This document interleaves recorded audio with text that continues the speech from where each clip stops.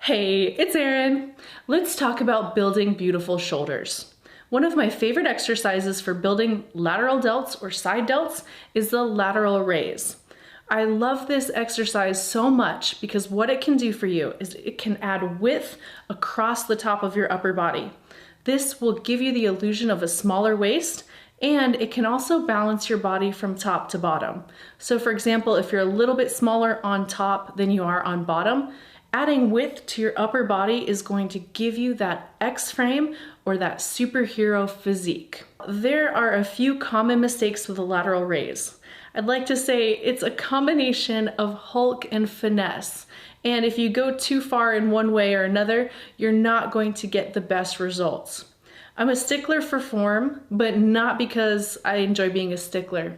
The idea here is that if you're wasting reps, if you're not getting that mind-muscle connection, you're not going to make your progress. And wasted reps are a waste of time. The goal here is to get you those quality reps each and every time you go into the gym so you can achieve those goals. Now, without further ado, let's get into the mistakes, how to fix them, and some cues you can use to really optimize your workout. The first mistake is going too heavy. A lot of times people think they have to really Hulk this exercise. It's not the case. Try to choose a weight that you can handle, especially during those last 2 to 3 reps. If you go too heavy, you're going to recruit a lot of other muscle groups like your calves, your lower back, and even your traps, and you're not really going to hit those side delts at all. So make sure you lighten up a little bit. We can discuss ways to make the exercise more difficult as we go on. The next mistake I see pretty often is people tend to think about lifting the weight or shrugging the weight rather than pushing the weight away. When you're lifting the weight, you're engaging those traps first, which means you're not hitting those lateral delts as well as you could be. Think about keeping your shoulders fixed, so almost rotate your shoulder blades back and down, and think about pushing the weight away rather than lifting the weight up. Think about pushing a door open or pushing someone away, and this is going to help you really engage those lateral delts. The next mistake is tilting the elbows down. So you've seen people doing lateral raises with their elbows pointing down. What this does is it engages the biceps and the front delts a lot more than the lateral delts.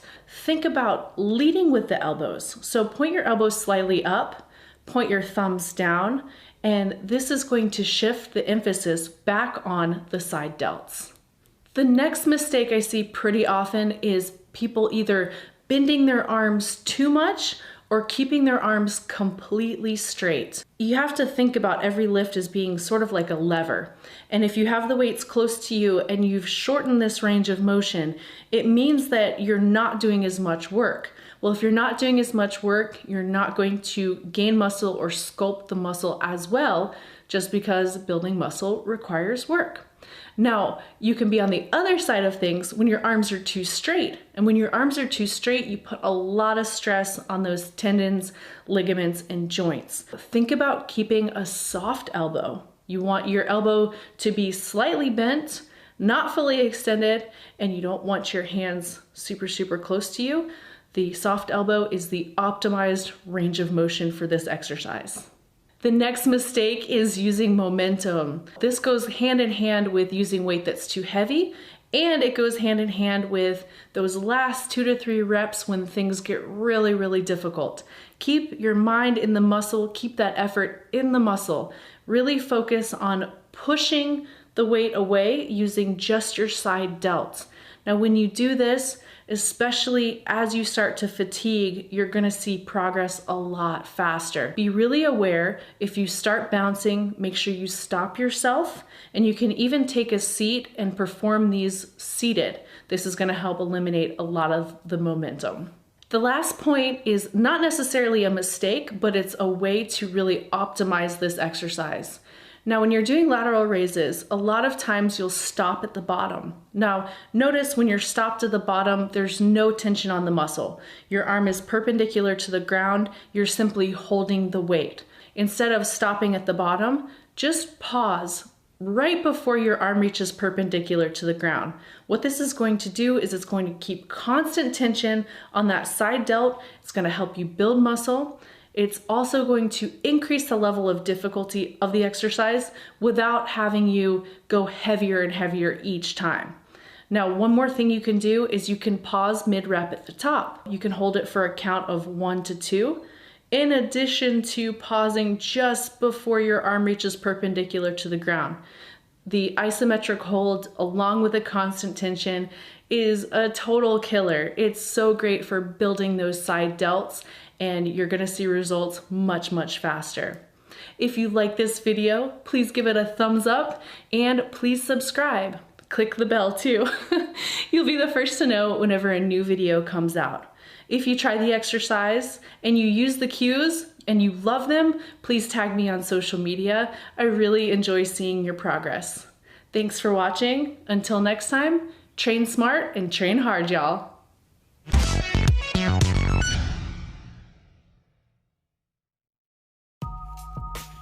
How to do lunges.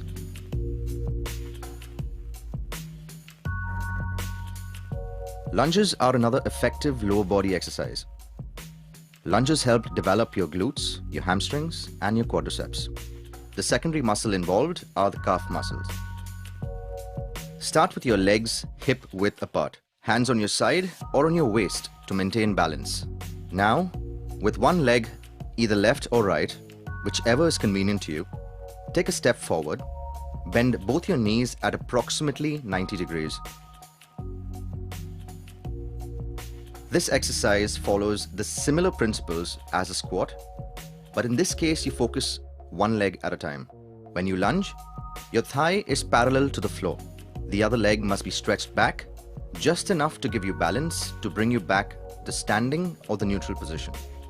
Make sure when you lunge, your knee is behind your toes and your posture maintained. The other knee must be slightly above the ground. Now come up to the standing or neutral position. The important part of this exercise is the breathing. You breathe in when you lunge, you breathe out when you come up. You may repeat the lunges with the same leg or alternate legs. Begin with a minimum of 3 sets, 10 reps in the first set, 12 in the second, and 15 in the third. To increase the intensity, you can hold at the lunge position or do short pulses.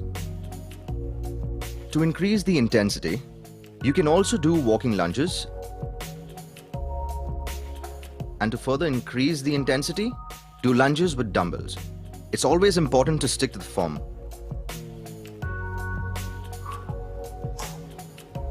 So there you go, we had lunges for you today. You can always add weight to this exercise or try different variations of this exercise, maintaining the right form. Stay fit, stay safe. This is Royston signing off. Cheers.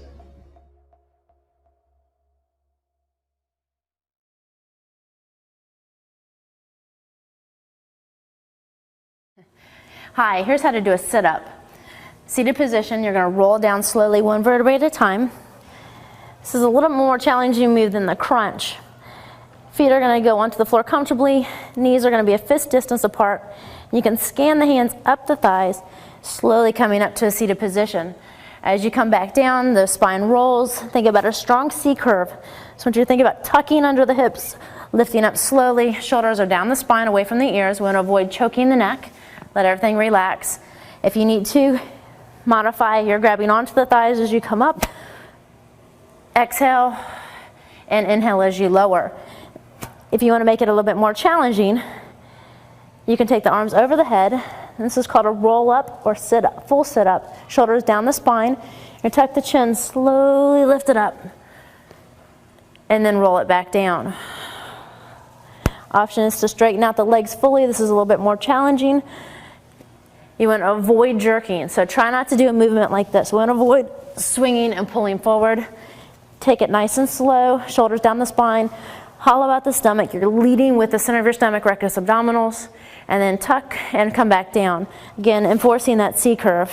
So your 2 variations, bent knees, lifting up and lowering down, or straight legs, lifting up and lowering down. And that is how you do your sit-up.